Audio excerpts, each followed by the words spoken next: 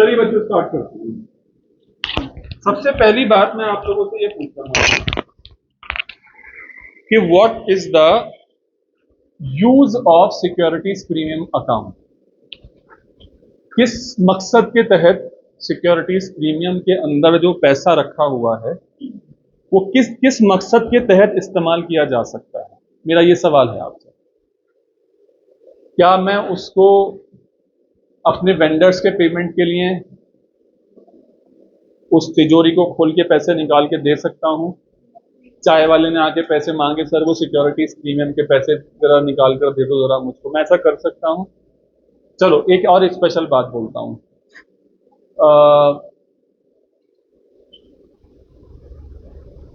एक बात मुझे ये बताओ बच्चा पहले कि सिक्योरिटीज प्रीमियम अकाउंट जो है आपको क्या लगता है वो क्या है? कहां से उसके अंदर सिक्योरिटी, काजोल के पास जो पैसा आता है वो कहां से आता है? क्या कौन सा पैसा होता है? वो शेयर होल्डर्स के पास से ही आता है, वो बात तो ठीक है। It's a kind of a part of a capital, but isn't it something over and above capital? What is securities premium? Securities premium अगर मैं कहूं इश्यू प्राइस इज ₹12, अगर मैं कहूं इश्यू प्राइस इज ₹12, आपका दिमाग फटाक से काम करा होगा कि यार इशू प्राइस सर ने बताया था कि ये 12 रुपए 11 रुपए नहीं हो सकता है, कि face value of share must be ₹10 and anything over and above its face value is called as securities premium. यानी कि अगर मैं बोल रहा हूं कि सिक्योरिटीज इशू प्राइस इज ₹12, तो आपने फौरन ही ये कॉन्क्लूड कर लिया कि सिक्योरिटीज प्रीमियम का जो अमाउंट है वो ₹2 है। सही है। अब एक मिनट के लिए सोच के देखो, प्रैक्टिकली अगर मैं बात करूं कि भैया जो शेयर कैपिटल के टुवर्ड्स इशू फेस वैल्यू जो है वो तो ₹10 ही है, but the issue price is ₹45। How much amount is to be transfer to securities premium? 5 क्यों? मैंने क्या बोला? The face value is the same ₹10, but the issue price is ₹45, 35। तो आपको नहीं लग रहा कि ये जो बैलेंस अमाउंट है सिक्योरिटीज प्रीमियम का, ये कहीं ना कहीं हमारे मार्केट प्राइस ऑफ शेयर्स का प्रीमियम वाला पार्ट है? एक मिनट के लिए सोच के देखो, क्योंकि आज मुझे सिक्योरिटीज प्रीमियम के साथ बहुत खेलना है। सिक्योरिटीज प्रीमियम को कहते हैं ना संधि विच्छेद कर देना, बिल्कुल खोल खोल कर सारी बातें रख देना। इसलिए मैं ये सारी बातें आप लोगों के सामने रख रहा हूं। और अगर इस वक्त आप लोगों के दिमाग में जरा भर भी कंफ्यूजन रह गया तो मैं ये बात पक्का बोल सकता हूं, बच्चा आप लोगों को बहुत ज्यादा प्रॉब्लम होने वाली है। मच्छर फिलहाल सर बहुत परेशान करते हैं, क्या कर सकता हूं मैं कल से वो ले आऊंगा। चलो बहरहाल अभी मच्छरों को कहो तुम काटना तुम काट लो, लेकिन हम कॉन्सेप्ट मिस नहीं कर सकते। सही है। तो मैं ये बात बोल रहा था कि सिक्योरिटीज प्रीमियम के अंदर जो हमने तिजोरी में पैसा डाल के रखा हुआ है, क्या वो किसी भी इस्तेमाल में आ सकता है? नहीं। इसके लिए स्पेसिफिक बिल्कुल बोल रहा हूं, कंपनीज एक्ट ने काजोल के पास, बेटा लाइट एक मिनट बंद कर दीजिएगा, काजोल के पास जो भी पैसा रखा हुआ है उस पैसे को कंपनीज एक्ट ने यह कहा है कि आप इसको एवं ही किसी भी मकसद के लिए इस्तेमाल नहीं कर सकते हैं। अगर इसको इस्तेमाल करना है हमें, तो हमारे को एक सेक्शन फॉलो करना पड़ेगा, और उस सेक्शन का नाम आप लोगों की स्क्रीन पर क्या है नाम?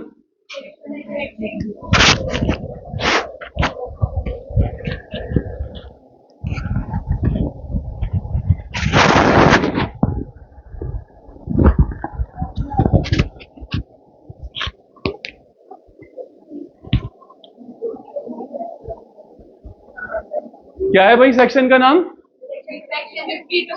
52 sub section 2 of companies act. अगर मैं कभी भी एक्ट की बात करता हूं ना, तो इसका मतलब ये होता है मेरा बच्चा कि वो हमारी मर्जियां ना अब खत्म हो गई। हमारे को जो तौर तरीके सिखाए गए थे वो सब खत्म हो गए। अब तो सिर्फ और सिर्फ भैया एक्ट के सामने बात करनी है, जैसा एक्ट ने कहा है वैसा ही होगा।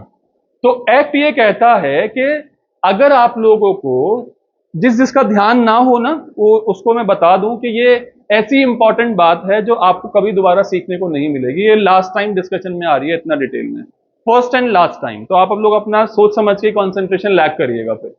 तो मैं ये बोल रहा हूं कि इस सेक्शन ने ये बात कही है कि काजोल के पास जो पैसा है वो पैसा सिर्फ और सिर्फ ब्रिप के लिए इस्तेमाल किया जा सकता है।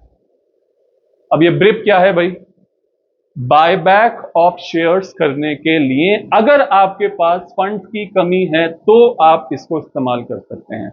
बायबैक ऑफ शेयर्स क्या होता है?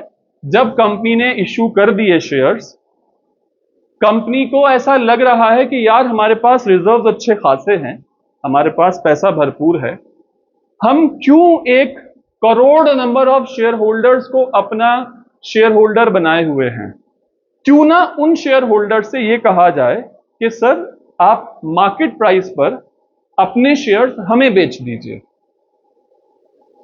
मार्केट प्राइस पर अगर आप मार्केट में जाकर अपने शेयर्स को बेचेंगे तो से सपोज आपको 80 रुपए मिलते हैं, आप हमसे और बढ़ती ले लीजिए, आप 82 रुपए ले लीजिए। अब ऐसा हम क्यों करना चाह रहे हैं? क्योंकि हमारे पास पैसा भरपूर है और हम कंट्रोल को जो है ना, कंपनी को जो लोग कंट्रोल करते हैं उसको डाइल्यूजन को जो है ना कम करना चाह रहे हैं। हम ये काम इसलिए करते हैं, हालांकि बहुत कमी से होता है ये, लेकिन ये टर्मिनोलॉजी जो है बायबैक ऑफ शेयर्स, ये होती क्या है मैं ये आपको बताना चाह रहा हूं। बायबैक ऑफ शेयर्स, तो इसने ये कहा, ब्रिप ने ये हमसे कहा कि भैया देखो अगर तुम्हें सिक्योरिटीज प्रीमियम की तिजोरी को खोलकर पैसे निकालने के हैं ना, तो सिर्फ और सिर्फ ये ब्रिप के लिए इस्तेमाल कर लेना। और ब्रिप में सबसे पहला नाम क्या था? बी से बायबैक ऑफ शेयर्स। तो भैया बायबैक ऑफ शेयर्स के लिए तुम इस्तेमाल कर सकते हो अगर तुम उन लोगों को पैसा दे रहे हो और पैसा दे के उनसे शेयर्स दे रहे हो। तो अगर तुम्हें पैसों की कमी की जरूरत पड़े, पैसों की कमी हो, तो तुम तिजोरी खोल लेना सिक्योरिटीज प्रीमियम की और पब्लिक को दे देना। ठीक हो गई बात? दूसरा नंबर आर क्या है?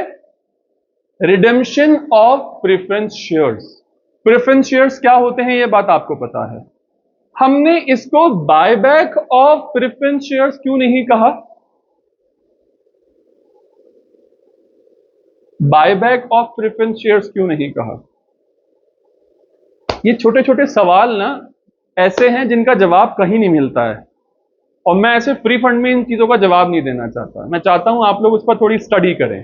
बहरहाल मैं इस वक्त अपने सवाल को आप लोगों को पहुंचाकर अपने टॉपिक पर वापस कनेक्ट कर रहा हूं, लेकिन इस बारे में मैं सवाल आप लोगों को कह रहा हूं कि आप लोगों को ये बात पता लगानी है और कहीं ना कहीं लिख लिया कीजिए, सो डैट आप लोग मुझसे पूछ लें बाद में, कभी ये सवाल सवालों में ही रह जाए आपको।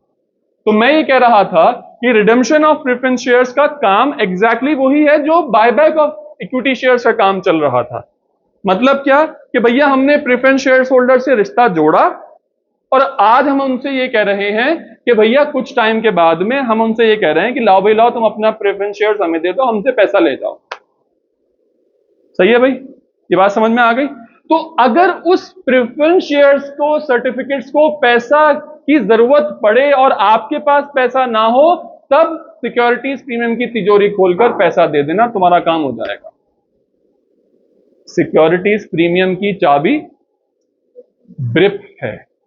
पहला B buyback of shares, R से रिडेम्पशन ऑफ शेयर्स। अब आ गई बात तीसरी, इशू ऑफ बोनस शेयर्स। हाँ बेटा, क्लास का टाइम क्या है? तो रिक्शा चेंज करने की पॉसिबिलिटी तो पड़ सकती है। वैसे भी जब आप स्कूल से नहीं आ रहे हैं तो आप लोगों को इस बात का ध्यान नहीं करना चाहिए। क्या सीरियसनेस है यार पढ़ाई को लेकर। मैंने पहले ही बताया है कि ये यहाँ का प्रेमाइसेस बहुत एक्सेप्शनल सिनारियो है कि मैं लेट होता हूँ। यहाँ का प्रेमाइसेस 135 140 तक खुल जाता है, उसके बावजूद भी आप लोग 20-20 मिनट लेट आते हैं। रक्षा ना मिलने से 5 मिनट समझ में आता है, 10 मिनट समझ में आता है, 20-20 मिनट लेट होते हैं आप लोग। टाइम पर क्या निकली थी आप बताइए मुझे। अच्छा, 140 पे निकलना, 20 मिनट में सारी चीजें हो जाएंगी आपके लिए। यहां पर आप लोग अपना एक्सपेक्टेड टाइम ऑफ अराइवल 145 समझा कीजिए, तब आप लोग पहुंचेंगे 2 तक। यहां पर मुझे ना लेट होने से बहुत प्रॉब्लम होती है, मैं बात पहले ही बता चुका हूं आप लोगों को। ध्यान रखा करिए इस बात का।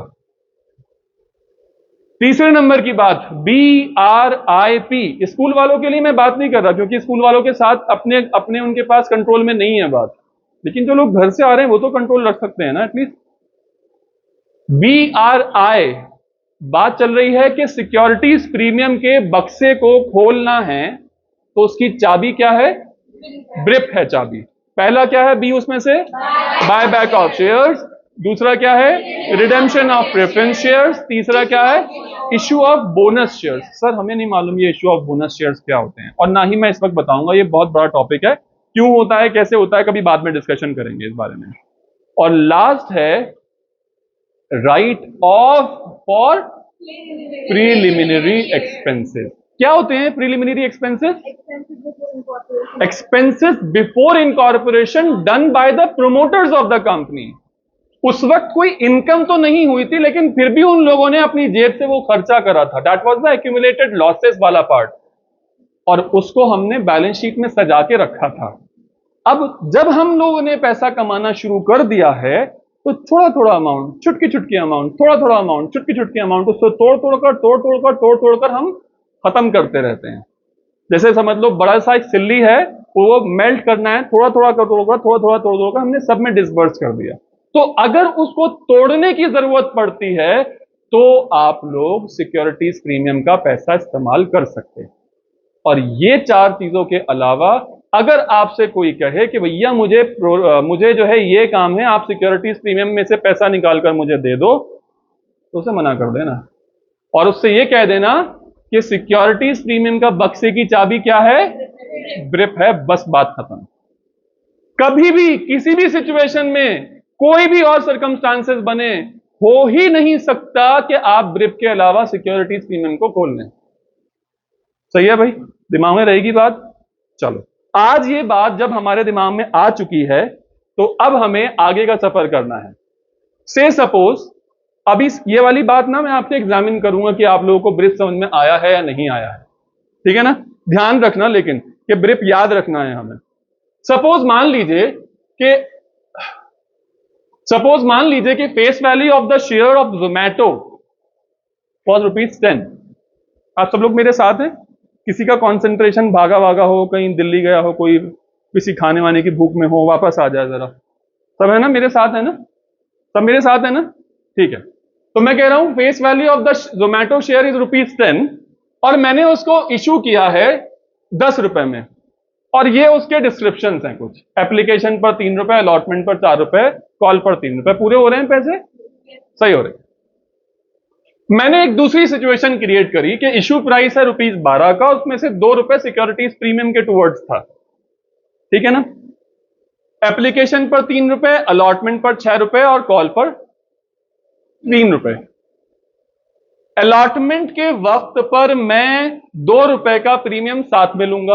अमिताभ बच्चन काजोल को कितना पैसा देंगे और जया बच्चन को कितना देंगे? ₹4। चलो जी, जैसे ही ये सब हमने अनाउंस करा, तो ये जो दामी गिरामी आदमी है, आप जानते होंगे इनको, पहले भी एक शेयर होल्डर थे ये, इन्होंने जो है एप्लीकेशन मनी पे कर दिया और अलॉटमेंट मनी भी पे कर दिया। एप्लीकेशन मनी जब पे करा और अलॉटमेंट मनी जब पे करा, तो अलॉटमेंट के वक्त पर इन्होंने कैपिटल के टूवर्ड जो पैसा कॉल किया गया था वो भी पे कर दिया, और जो काजोल के लिए पे किया गया था वो भी इन्होंने पे कर दिया। सही है ना बात? बट इन्होंने जो है सिर्फ और सिर्फ एप्लीकेशन मनी पे करा, अलॉटमेंट मनी नहीं पे करा। तो क्या सिक्योरिटीज प्रीमियम पे कर दिया? हाँ, ध्यान रखना, ठीक है। अब आ जाओ, एक सिचुएशन क्रिएट करते हैं। Forfeiture of shares which were issued at premium. इसका एक छोटा सा बच्चा भी आने वाला है, over subscription and forfeiture of shares which were issued at premium.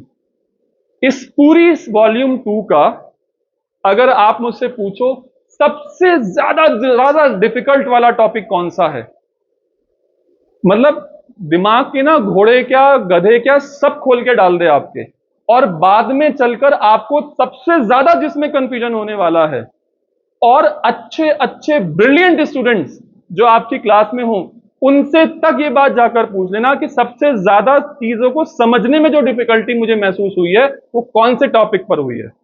वो आपको ये बोलेंगे for feature of shares, over subscription and which the securities premium उसके साथ था इशू प्राइस में। तो वो इस पार्ट का एक अगला वाला पार्ट है। आप लोग आज क्लास में आए हो, आप लोग बहुत लकी हो कि आप लोग लाइव समझ सकते हो। जो लोग आज नहीं आ सके वो लोगों का बहुत ज्यादा बड़ा नुकसान हुआ है।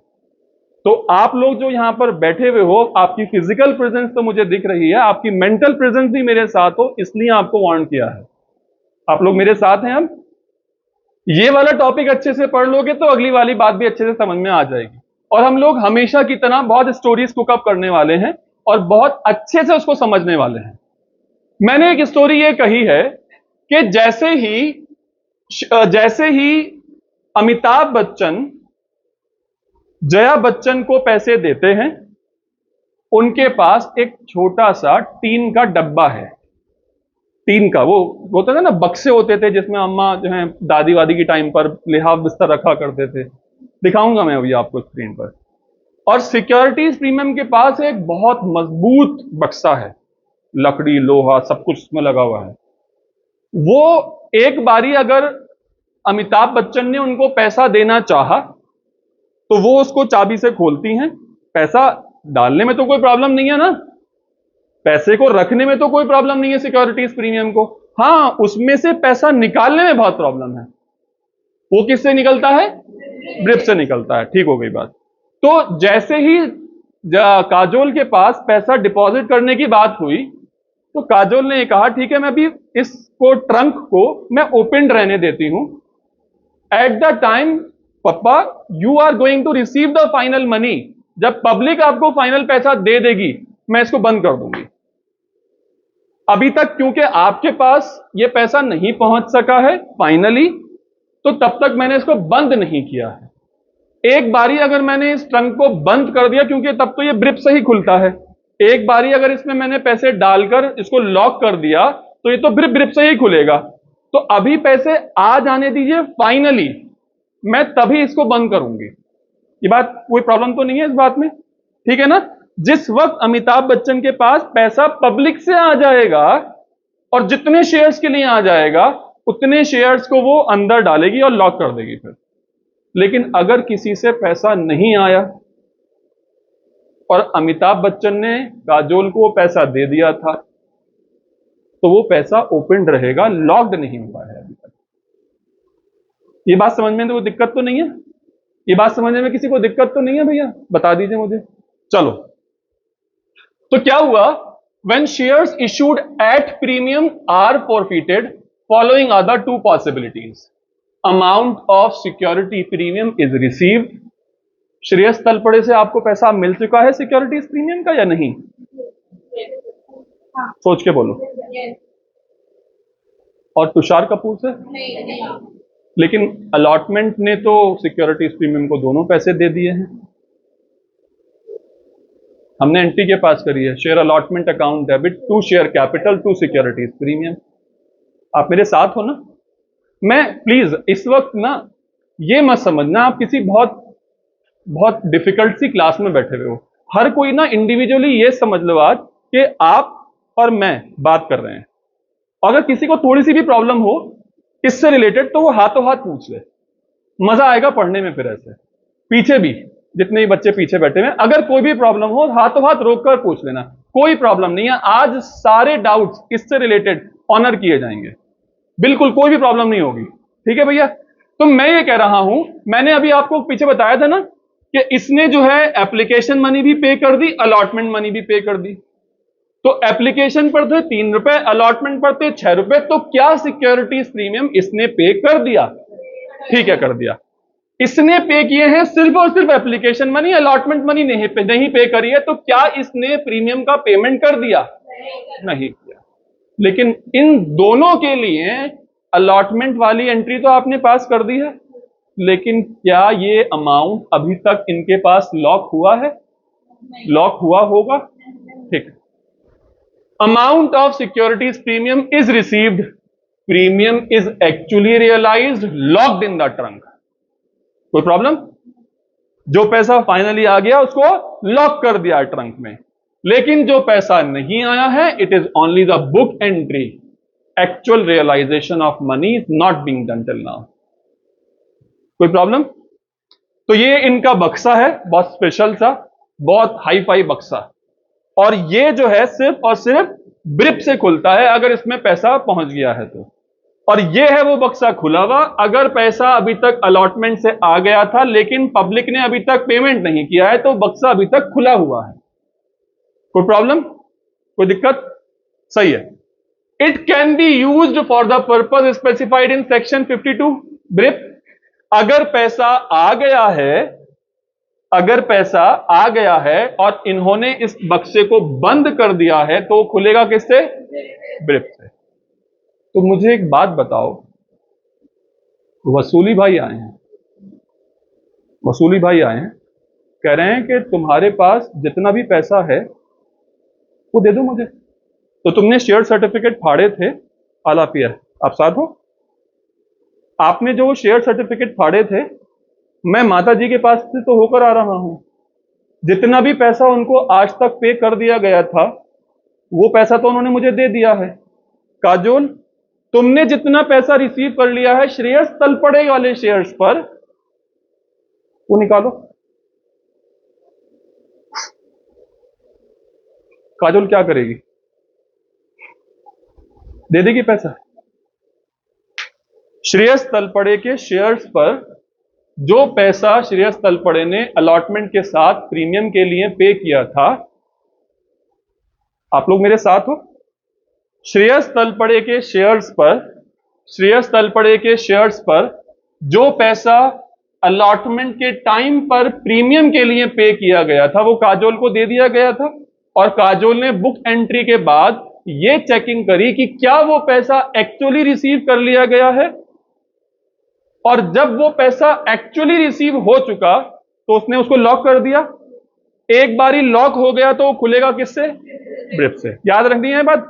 तो मैं ये कह रहा हूं कि भैया ये पैसा यहां पर लॉक हो गया, अब हम ये कह रहे हैं कि अगर वसूली भाई आकर काजोल से ये कहते हैं कि भैया, बहन जी, माता जी, जो भी कहो, मैडम, आपके पास जो पैसा शेयर सर्टिफिकेट के कैंसिल होने से, आपने तो वो पैसा उन्हीं शेयर से रिसीव किया था ना, तुषार कपूर शेयर्स तलपड़े वाले शेयर से।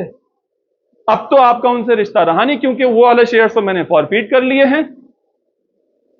तो आप अपनी जेब से वो वाला पैसा निकालो जो आपने प्रीमियम के नाम पर रखा हुआ था। तो क्या काजोल श्रेयस तलपड़े वाले शेयर्स का सिक्योरिटीज प्रीमियम वसूली भाई को दे देगी? सोच के बोलना है, सब लोगों को जवाब देना है, सोच के बोलो। उधर मेरी बात समझे आप? सवाल समझे? नहीं सवाल समझ गए? तो दे देगी या नहीं दे पाएगी? नहीं ना? पक्की बात? ठीक है। अब मैं ये कह रहा हूं, तुषार कपूर से सही आंसर यह है कि वो अगर पैसा डिपॉजिट कर दिया गया है बक्से के अंदर तो वो काजोल वसूली भाई से ये कहेगी कि यहां पर जो भी पैसा निकाला जाता है वो 52(2) के हिसाब से निकाला जाता है, and that is only the ब्रिप, therefore such amount not cancelled because of forfeiture. और इनका ये मुंह बन जाता है। सही है? इनके मतलब खाना मिलते मिलते इनके प्लेट आगे से सरका ली गई। देखो, हम कॉन्सेप्ट बिल्टअप कर रहे हैं बेटा, आप लोगों का पार्टिसिपेशन बहुत ज्यादा जरूरी है। अब मैं दूसरे शेयर्स की बात कर रहा हूं, चेहरा याद रहेगा ना इनका? चेहरा याद रहेगा। तो ये तिजोरी बंद रह गई, और ये क्योंकि इनके पास ब्रिप नहीं था और इनको जो वजह चाहिए थी वो ब्रिप नहीं थी, तो इसलिए तिजोरी नहीं खोल सके। समझ में आ गई बात? अब आ गई दूसरी बात, तुषार कपूर वाले शेयर्स। अलॉटमेंट से तो पैसा आ गया था सर, लेकिन क्या तुषार कपूर ने उसका पेमेंट किया था? तो क्या तुषार कपूर से आए हुए पैसे को इन्होंने इसके अंदर बंद कर दिया था?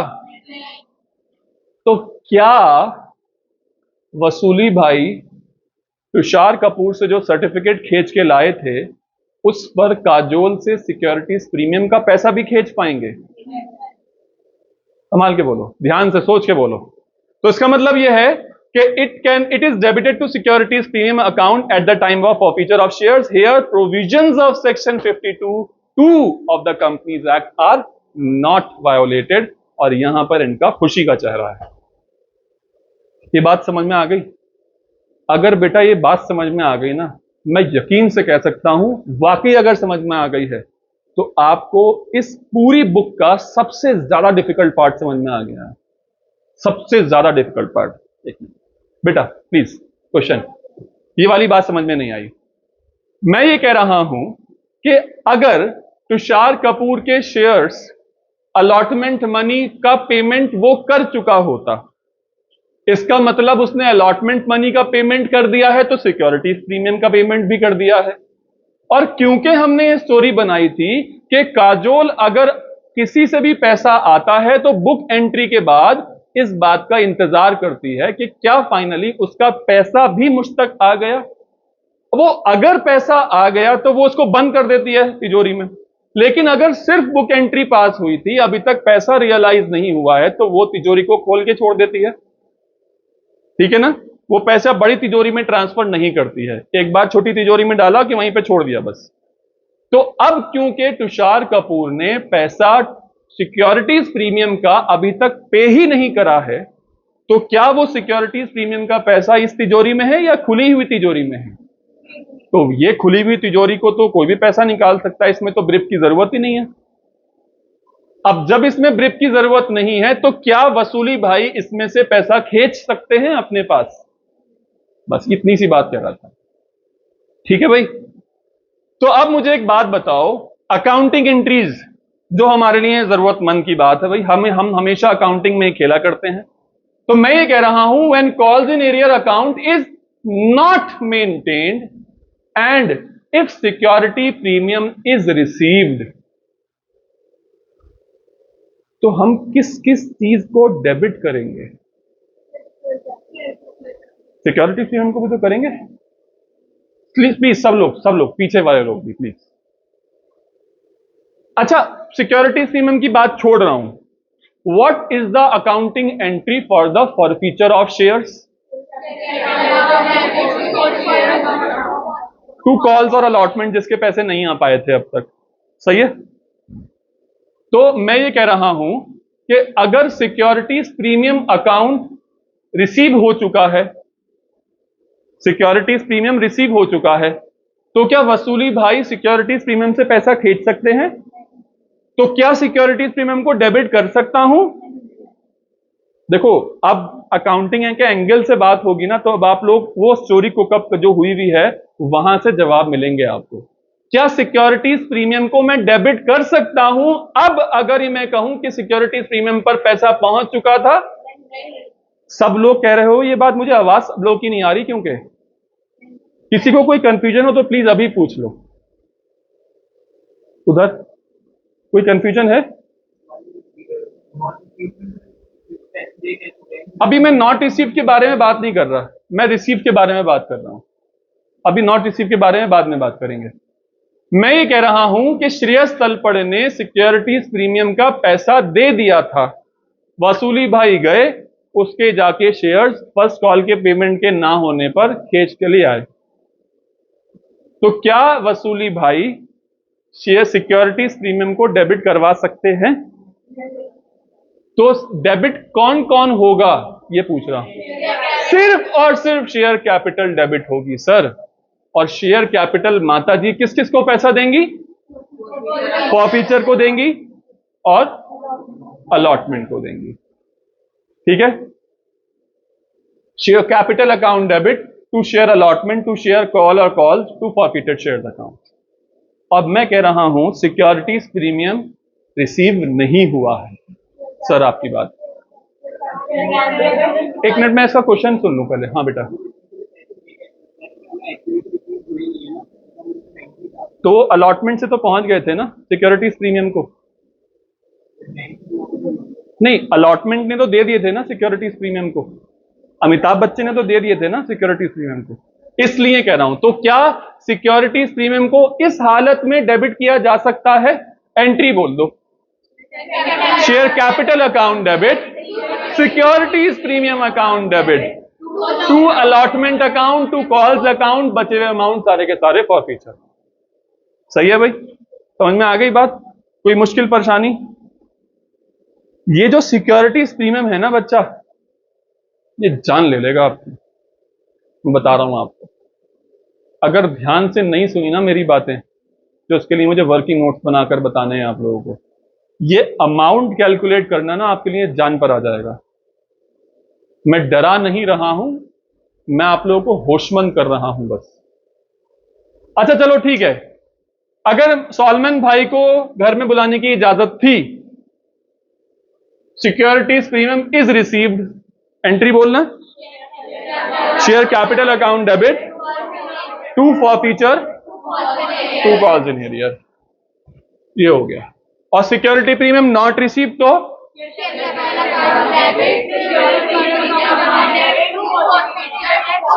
अरे मेरा बच्चा शाबाश, मजा आ गया था।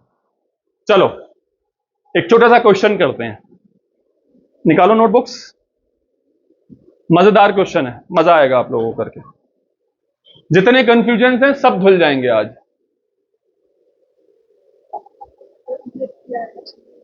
सिक्योरिटीज प्रीमियम जो मैं बता रहा था ना, buyback of shares, redemption of preference shares, वो देख लीजिएगा, फिर अच्छे से देख लीजिएगा शुरुआत वाली वीडियो।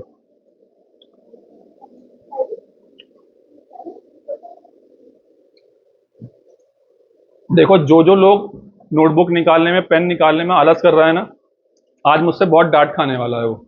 मैं उधर चलता हुआ देखता हूं तो साहब बैग ही खुला हुआ नहीं होता, मेरे जाने के बाद बैग खुलता है यार। ये आलसी लोग जो है ना, यहां पर आया ना करें फिर।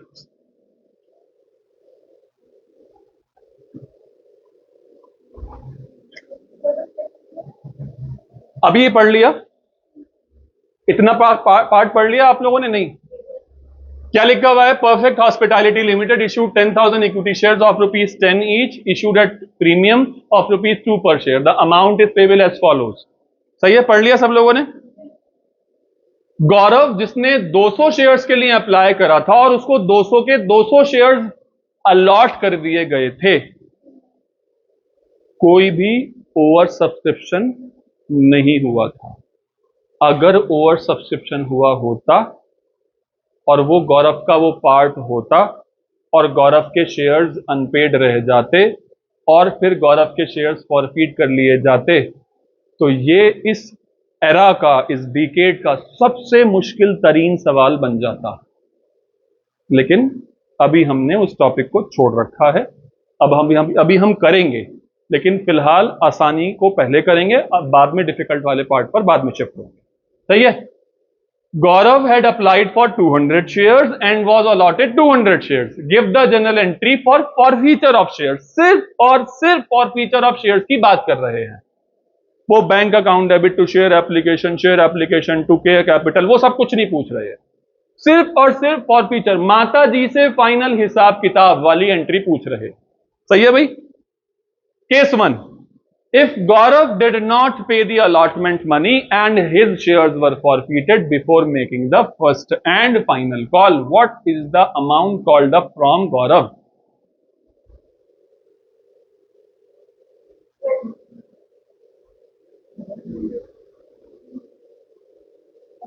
I'm sorry. What is the amount called up from Gaurav? 900. What is the amount called up and was allocated to share capital?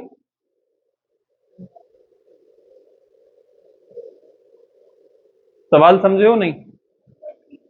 What is the amount called up for share capital?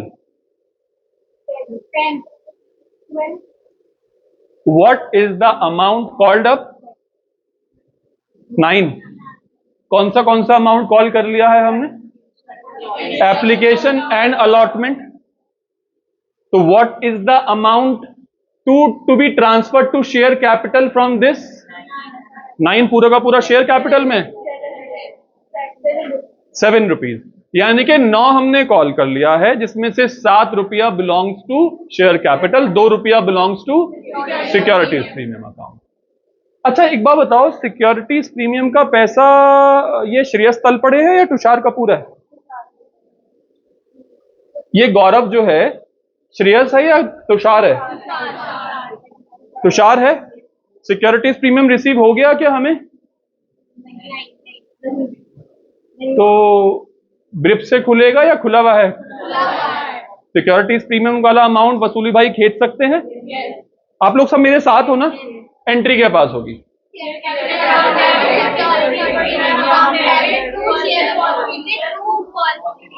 To. मैंने general perception ये बताया है कि forfeiture के time पर मैं call Salman भाई को घर में नहीं बुला रहा।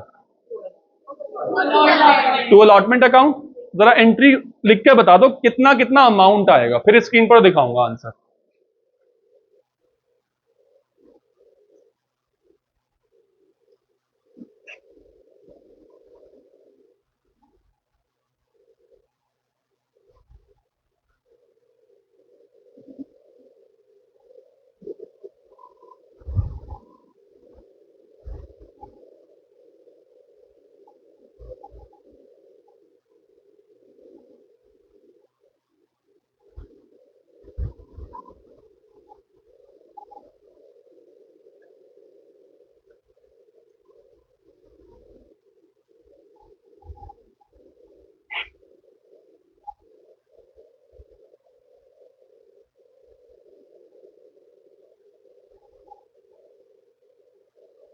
सिक्योरिटीज प्रीमियम में डेबिट कितना मोमिना? सिक्योरिटीज प्रीमियम को डेबिट कितने से अमाउंट से किया? 200 इंटू 2 कितना हो गया अमाउंट? 400। और शेयर कैपिटल को कितने से डेबिट किया? 1400। शाबाश। फॉरफीचर में कितना गया? शाबाश। और अलॉटमेंट में कितना गया?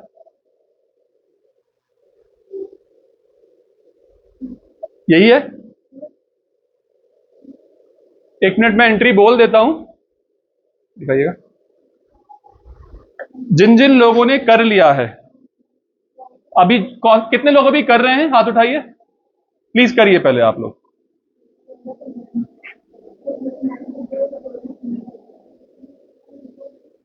आप अगर खुद से सोचकर करेंगे तो मेरे लिए ये ज्यादा अच्छी बात है। अपने सोए हुए समझदार इंसान को जगाइए।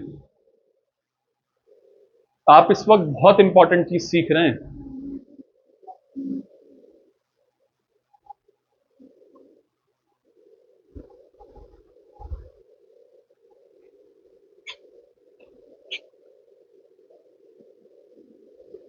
अमिताभ बच्चन ने अपनी जेब से कितना पैसा काजोल को दिया था, और उस वक्त में अमिताभ बच्चन ने अपनी जेब से कितना पैसा जया बच्चन को दिया था? एक शेयर पर अमिताभ बच्चन ने काजोल को कितना पैसा दिया था, और जया बच्चन को कितना दिया था? तो अमिताभ बच्चन की टोटल जेब से कितना पैसे निकले थे? तो गौरव के नाम पर अमिताभ बच्चन ने अपनी जेब से कितना पैसा दे रखा है? 5 इंटू। तो अमिताभ बच्चन के पास से गौरव के नाम पर कितना फाइनल रुपीज पहुंचे हुए हैं? 1000। तो जब शेयर सर्टिफिकेट कैंसिल करे जा रहे हैं गौरव के, तो अमिताभ बच्चन को कितना पैसा मिलना चाहिए? 1000 मिलना चाहिए। बात खत्म हो गई। और वसूली भाई को मैं स्क्रीन पर दिखाऊंगा अभी। तो आप लोगों ने ये टीन का डब्बा देख लिया ना जया बच्चन का? ये खोला जा सकता है कभी भी, ये हल्का सा बस ऐसी कुंडी खोलो ये खुल जाता है। आगे बोलूं क्या मैं? ये एंट्री किस किस की ठीक है? Securities premium account debit 400, share capital account debit 1400, to share forfeiture account 800, और to share allotment account 1000 rupees. सही है? सब लोगों की ठीक आई है? चलो मैं अगली बात पूछ रहा हूं। If Gaurav did not pay allotment money and on his subsequent failure to pay the first and final call, his shares are forfeited. How much money is being called up till now? और क्या पैसा securities premium का receive हो गया है? तो क्या securities premium को डेबिट किया जा सकता है? एंट्री क्या होगी?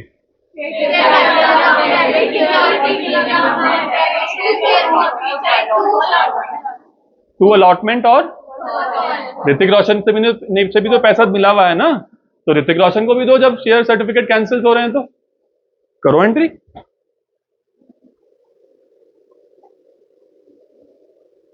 ये पहला वाला एंट्री। अच्छा, मैं क्वेश्चन दिखा देता हूं जी बेटा। अमाउंट समझ में नहीं आ रहा, कौन सा वाला बेटा? फर्स्ट वाली एंट्री का देखो, ठीक है मैं बताता हूं आपको। देखो क्या हुआ है, हमने शेयर सर्टिफिकेट छीन लिए उनके। अब तक कितना पैसा कॉल कर चुके थे वो उस क्वेश्चन में देख के पता चलेगा आपको। बताओ कितना पैसा कॉल कर? 9 रुपीज, क्योंकि ये वाला पैसा अभी तक कॉल नहीं किया था, ठीक है। 4 रुपीज भी कॉल कर चुके हैं, 5 रुपीज भी कॉल कर चुके हैं। इसमें से सिक्योरिटीज प्रीमियम का पैसा आपको मिल गया क्या? तो सिक्योरिटीज प्रीमियम को डेबिट कर सकती हैं आप, ठीक है। तो एंट्री तो समझ में आ गई, सिक्योरिटीज प्रीमियम डेबिट और share capital debit, to allotment और टू फॉरफीचर, ठीक है। मैं कह रहा हूं नंबर ऑफ शेयर्स कितने थे मेरा बच्चा? गौरव के शेयर्स कितने थे?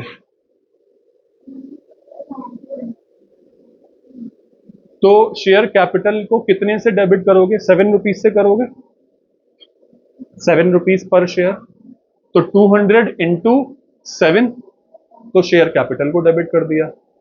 200 इंटू 2 प्रीमियम को डेबिट कर दिया। अमिताभ बच्चन ने अपनी जेब से दोनों को कितना कितना दिया था? ये पूरा का पूरा 5 दिया था ना, तो अमिताभ बच्चन के पास पूरे के पूरे 5 रुपए एक शेयर पर पहुंचने चाहिए। कितने शेयर सर्टिफिकेट कैंसिल करे हैं आपने? अरे बेटा बच्चा, 200 शेयर सर्टिफिकेट्स कैंसिल करे हैं ना आपने। नंबर ऑफ शेयर्स का तो ध्यान दो ना। नंबर ऑफ शेयर्स हमने 200, इस पूरी एंट्री में हम 200 शेयर्स का हिसाब लगा रहे हैं।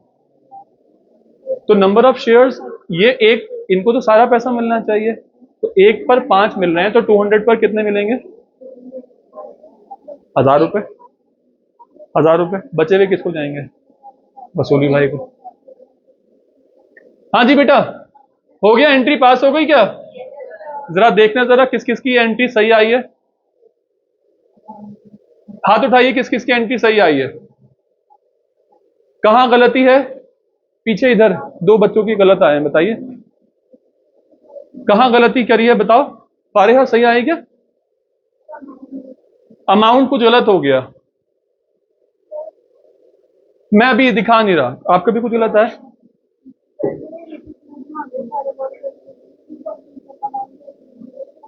फॉरफीचर का अमाउंट कैसे निकलेगा? मैं तो बैलेंसिंग फिगर निकलवा रहा हूं आपसे, आप तो बैलेंसिंग फिगर क्या निकालिए। मैं आपको क्रॉस चेक भी करवाऊंगा, लेकिन अभी नहीं करा रहा।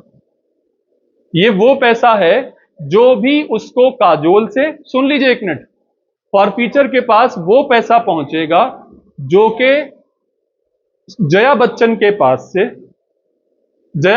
पास से जो भी पैसा फॉरफीट हो चुका है, वो पैसा फॉरफीचर को पहुंच रहा है। बस एज सिंपल एज दैट, इतनी सी बात है बस। और आसान बात यह है कि वो बैलेंसिंग फिगर है। मैं आगे बढ़ सकता हूं बेटा? हाँ, बढ़ू मैं आगे? तो ये एंट्री अब देखो एक मिनट, अभी भी सवाल किस किस को हो प्लीज पूछ लो मुझसे। अभी आगे प्रॉब्लम हो जाएगी मेरा बच्चा, बहुत ज्यादा दिक्कतें हो जाएंगी आगे। अभी पूछ लो। सब लोग की एंट्री ठीक हो गई? गलतियां समझ में आ गई? ये लेबल्स दिए हुए हैं यहां पर, समझ में आ गए? चलो ये लास्ट वाली बात बता दो। If Gaurav did not pay the first and final call and his shares were फॉरफीटेड,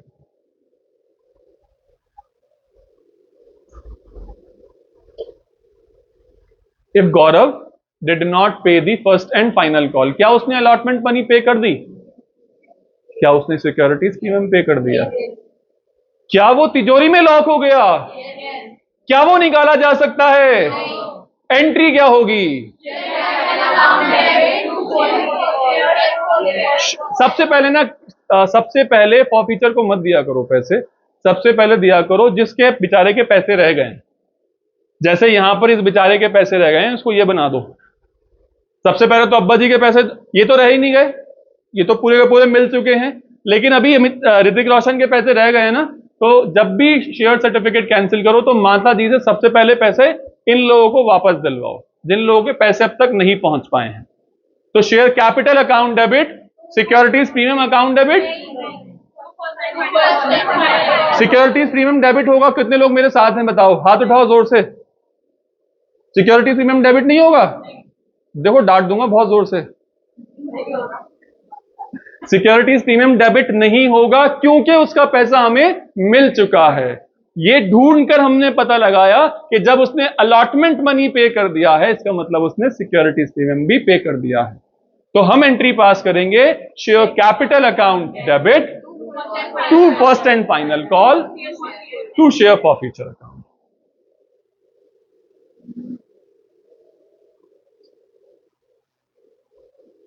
share capital को कितने से डेबिट करना है? Issue price into number of shares. Issue price into number of shares. Rapid पड़ेगा बहुत जोर से। Amount called up into number of shares. Face value नहीं बोलना है कभी भी, कभी भी नहीं बोलना face value. Amount called up. आज तक के पैसों में अगर देखोगे तो इस शेयर्स पर, गौरव के शेयर्स पर कितना पैसा कॉल किया जा चुका है बताओ। इस वाले केस में बताओ कितना पैसा अब तक कॉल किया जा चुका है, बताओ।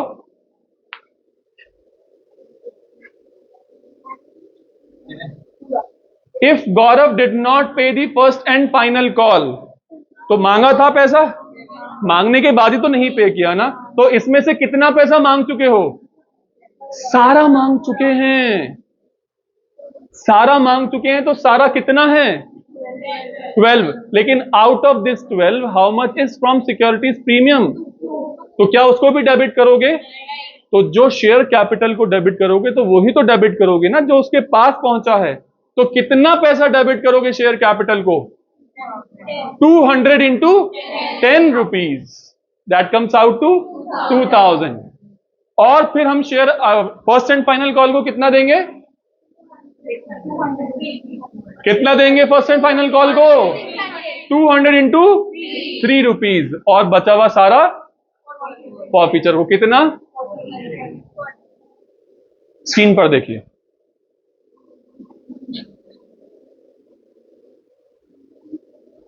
किस किस को ये टॉपिक अभी थोड़ा डाउट लग रहा है समझने में? मैं बता रहा हूं, मेरे लिए सीरियसली बोल रहा हूं। आप लोग सुन रहे हैं मेरी बात? मेरे लिए बहुत डिफिकल्ट होता है ये स्टोरीज बनाना। आप लोगों के दिमाग को सोचते हुए इन बातों को आप लोगों तक पहुंचाना वाकई बहुत डिफिकल्ट होता है। अगर कोई मुझसे कह देना कि ये ऐसे ऐसे समझ में आएगा, तो शायद मुझे लगता है मेरा ना 5 घंटे का काम शायद 20 मिनट में हो जाए। I am very fluent in these makings, अल्हम्दुलिल्लाह। लेकिन ये सोचना कि आप लोगों को कैसे समझाऊं, कौन सा बक्सा बनाऊं, टीन का बक्सा, बड़ा बक्सा, खोलना बंद करना, ब्रेक, ये सब चीजें बहुत डिफिकल्ट होती हैं। तो प्लीज बच्चा लोग ये अपने ना एफर्ट थोड़े बढ़ाओ ताकि ये चीजें आप लोग अपनी नोटबुक्स में उतार सको और समझ सको। क्योंकि ये चीजें ना बेटा एग्जामिनेशन में नहीं लिखी जाती हैं। दिस इज जस्ट टू कि आप ना अपनी पढ़ाई को लेकर थोड़ा सा अपने कंफर्टेबल हो सको और आपको मजा सा आने लगे कि हाँ यार तो खेल जैसा है, कोई बात नहीं, डिफिकल्ट नहीं होता है। लेकिन अगर आप लोग रिवीजन नहीं करोगे ना तो ये खेल जो है ना आपका मजाक बना देगा। आप लोगों को कॉन्फिडेंट करने के लिए खेल बनाए गए हैं। तो प्लीज घर जाके पढ़ा करो यार, अकाउंट्स ना बिन पढ़े नहीं होती है।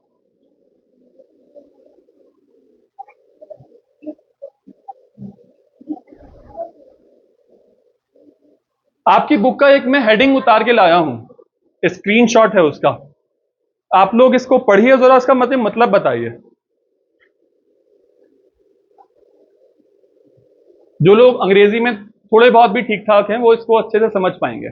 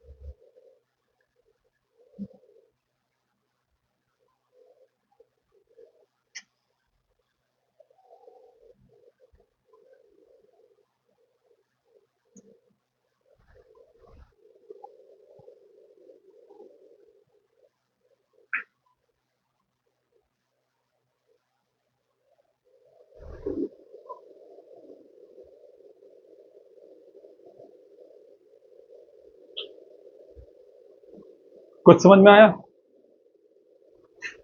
आगे थोड़ा थोड़ा बता दीजिए, बता दीजिए थोड़ा थोड़ा।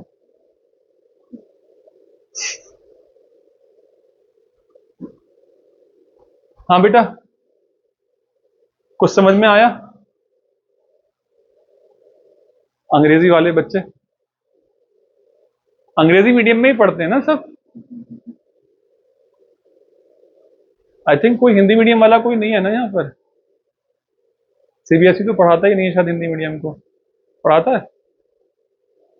पढ़ाता तो है। तो अंग्रेजी लिखी हुई है, जरा मुझे बता दीजिए जरा। समझ में आई बात कुछ? ये है वो टॉपिक जो इस पूरी पूरी बुक का सबसे खतरनाक पार्ट है, और ये अच्छों को समझ में नहीं आता है। तो काम हमारा शुरू होता है अब। आज पढ़ना है या कल पढ़ोगे? अभी हैं हमारे पास 10 मिनट।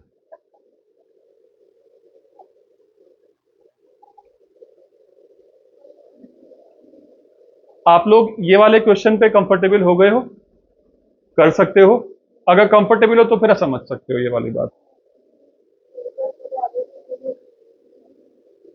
वो ज्यादा छुट्टी भी नहीं है। बताइए कैसा वोट है, आज करना है कल करोगे? हाथ उठाओ जो आज के फेवर में है।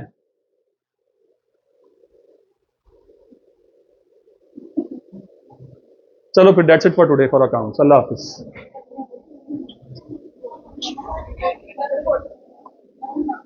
उसका, इसका, इस क्वेश्चन का, एक मिनट बेटा, एक मिनट के लिए लाइट खोलिएगा। ये है बुक में है बेटा, बुक में है।